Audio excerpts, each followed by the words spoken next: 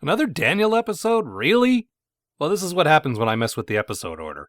I should have left things untampered, so you could see Starscream's ghost get a new body, followed by Starscream's ghost being released from its resting place. That'll teach me. So here we are on Cybertron, watching Spike do his thing as Earth's spaceman ambassador. Carly's here, presumably because robots are on hand for her to ogle. And Daniel is also here, looking awkward and uncomfortable. Okay, this isn't so bad. We can all relate to this from our childhoods. And oh look, here's Grimlock in an apron and a bow tie, playing waiter. Okay, hold on. I know I'm on record as saying that I approve of the Dinobots being transitioned into comic relief roles in Season 3 rather than just bailing out the Autobots whenever they're in a scrape, and I stand by this position. But this is just undignified. Regardless of my feelings on the dinos or animal transformers in general, you should never see a robot Tyrannosaurus serving hors d'oeuvres. Listen to how awesome that sentence was. You should never see a robot Tyrannosaurus serving hors d'oeuvres. But I digress. So Daniel sulks off into some mysterious region of Cybertron. Things are looking up. I like those. Except, Egyptian-style hieroglyphics, weird pictures of dragons, and a magic portal, why not? Where are we? Not Cybertron. California, maybe? No, they're in some kind of magical land. Apparently it's called Minonia, or something like that. And this wizard is watching them in his magic mirror. Okay, look. While I prefer the more sci-fi type episodes, I'm okay with the occasional magic episode. This doesn't bother me. What bothers me is that we're basically back in the same setup we had in Season 2, with a Decepticon raider in King Arthur's court. We've done this story already. And last time it had fewer children and more Starscream. But okay, at least there's more of a fantasy element to things. Like these tree monsters that confront Grimlock and Daniel. That's pretty cool, I guess. They throw some kind of glowing boomerang thing at Grimlock and he eats it.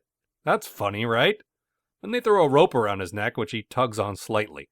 You may think I'm underselling this action sequence, but I'm just reporting what I see, folks. Meanwhile, back on Cybertron, we get the same scene we had last week of people realizing Daniel's missing.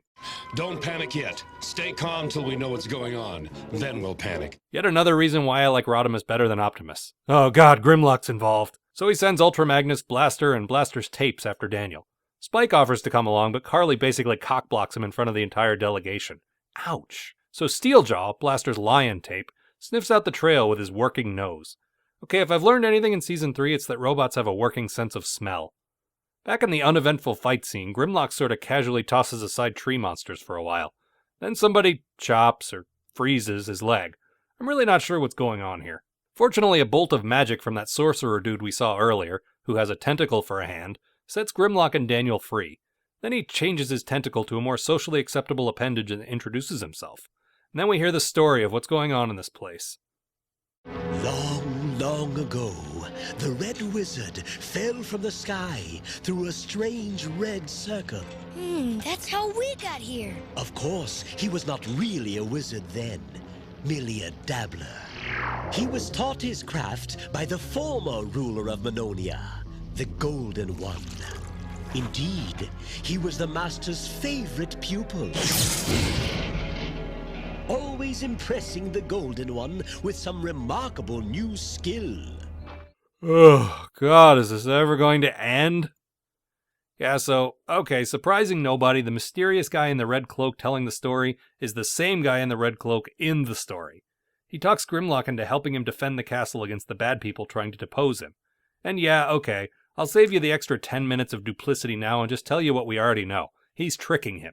Grimlock's unwittingly helping a bad guy. Meanwhile, the pursuing Autobots figure out what that weird chamber thing was for. The Quintessons use it to dispose of their criminals. Rather than just putting them in jail or executing them, the Quints decided it would be more convenient to, as Rewind says, chuck them into other dimensions. And his explanation of the other dimensions include an ice world and a cloud world. So by dimensions, they basically mean worlds in Super Mario Bros. Anyway, they figure out where Daniel and Grimlock are and pursue. Meanwhile, Daniel and some old dude escape from the dungeon and free the Golden One, who is a guy we should care about, I guess. Oh, and then we find out the bad guy was really a Quintesson. Everybody pretend to be surprised now. So in the end, the good wizard wins by amplifying his spell through Blaster. Does this count as another instance of defeating bad guys with the power of rock? I think it might. Oh, and with this being a Daniel episode, naturally it ends with a stupid laugh. Young man, I want to talk to you. Dad, it was an accident, honest. Daniel tell truth. He not mean to get all dirty.